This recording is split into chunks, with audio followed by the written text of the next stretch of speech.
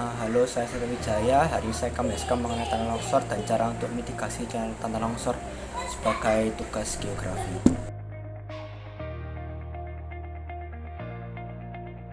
Jadi, apa itu tanah longsor? Kalau BNPB atau Badan Nasional Penanggulangan Bencana itu mendefinisikan tanah longsor sebagai suatu jenis gerakan massa tanah atau batuan atau percampuran keduanya yang menuruni atau keluar lereng akibat terganggunya kestabilan tanah atau batuan menyusun lereng.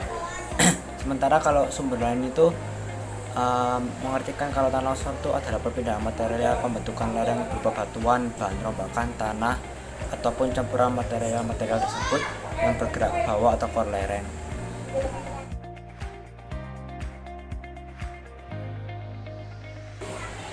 Setelah itu saya akan menjelaskan mengenai proses terjadinya tanah longsor.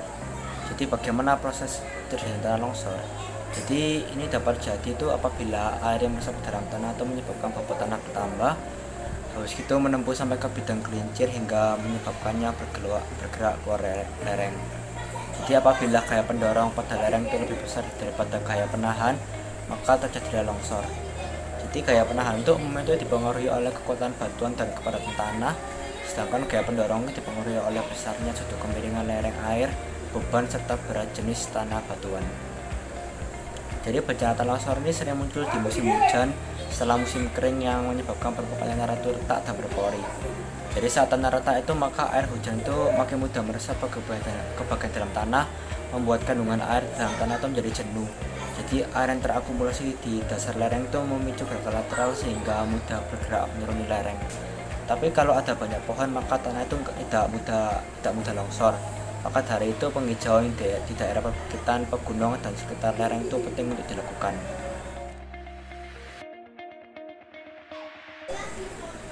Setelah itu saya akan menjelaskan mengenai jenis-jenis tanah longsor dan ciri-ciri area yang rawan longsor.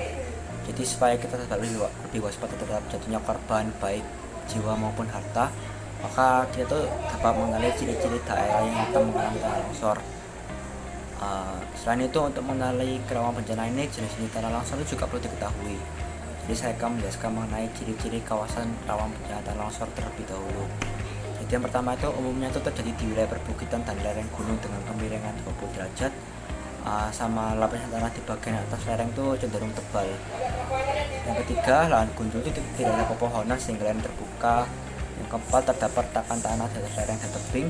Kelima itu sistem saluran air yang buruk di daerah lereng. 6 itu ada mata air atau rembesan tebing dan didahului oleh longsoran kecil. Dan yang terakhir itu adanya bangunan di bagian atas tebing yang menyebabkan beban berlebihan. Lalu saya akan menjelaskan mengenai jenis-jenis tanah longsor yang umum terjadi. Yang pertama itu ada namanya itu longsoran translasi. Jadi itu adalah gerakan massa tanah dan batuan di tebing dengan bidang gelincir rata atau bergelombang landai. Setelah itu ada longsoran rotasi, yaitu gerakan massa tanah dan batuan pada bidang gelincir cekung. Setelah itu ada longsoran translasi blok batu, yaitu perpindahan batuan pada bidang gelincir atau lurus. Setelah itu ada runtuhan batu, yaitu batuan atau material yang bergerak ke bawah dan jatuh bebas. Dan biasanya ini terjadi di lereng terjal seperti yang ada di daerah pantai. Setelah itu ada rayapan tanah, yaitu jenis tanah longsor yang lama bergerak dan lama. Biasanya dapat diamati saat pohon atau rumah mulai miring atau retak belahan ke arah bawah. Setelah itu ada aliran bahan rombakan, yaitu massa tanah yang bergerak didorong oleh air.